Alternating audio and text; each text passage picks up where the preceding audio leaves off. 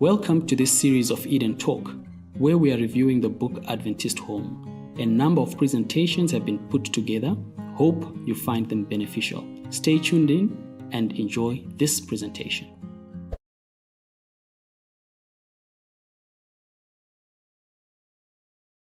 Who we become is influenced largely by our home influences, as well as by any other external influences that we're allowed to be a part of our lives. Today, I will be taking a look at the home and its social relationships.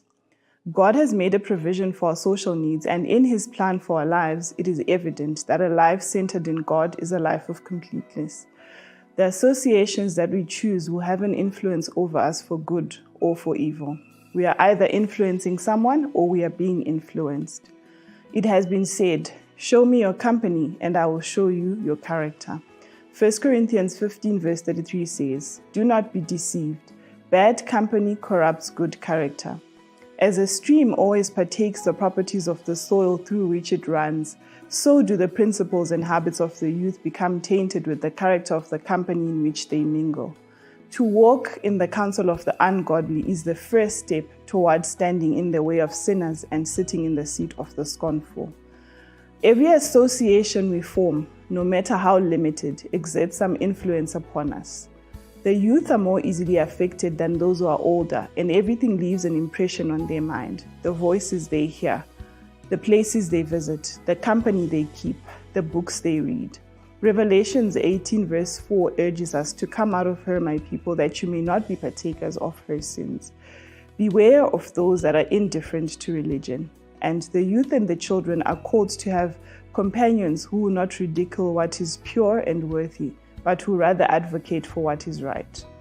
Those who want a right character should choose associations who are of a serious and thoughtful train of mind and who are religiously inclined. Never ever lose sight of the fact that you belong to God.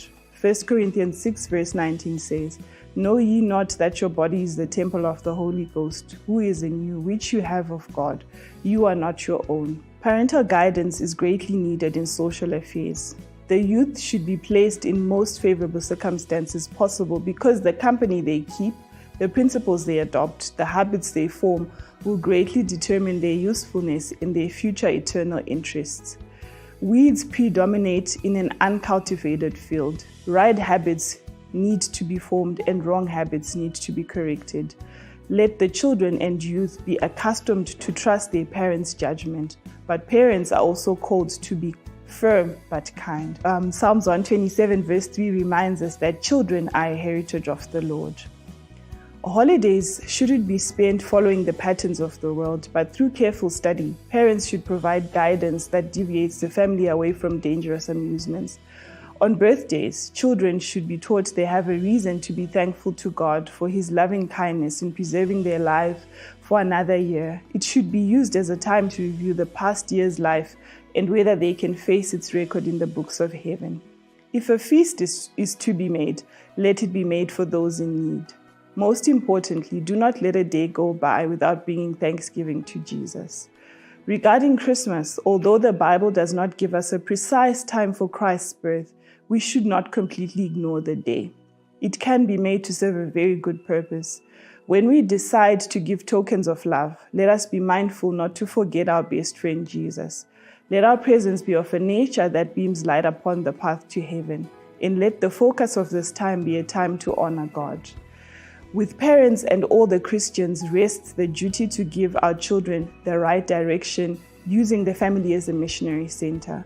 To every household, school, parents, teacher that has seen the light of the gospel comes a question in times of crisis such as this, as was posed to Queen Esther. Who knows whether you have come to the kingdom for such a time as this? Not all missionaries go to foreign lands. Some work in the mission field by living helpful and unselfish Christian lives. Children should be taught to do an errand of love, an errand of kindness and mercy for another person, and children should be taught to be helpful in their home. Seek opportunities to share the love of Jesus everywhere around you. Let all in the family learn by doing the small acts of love. After all, it is in the water, not on land, that men learn to swim. May you be blessed.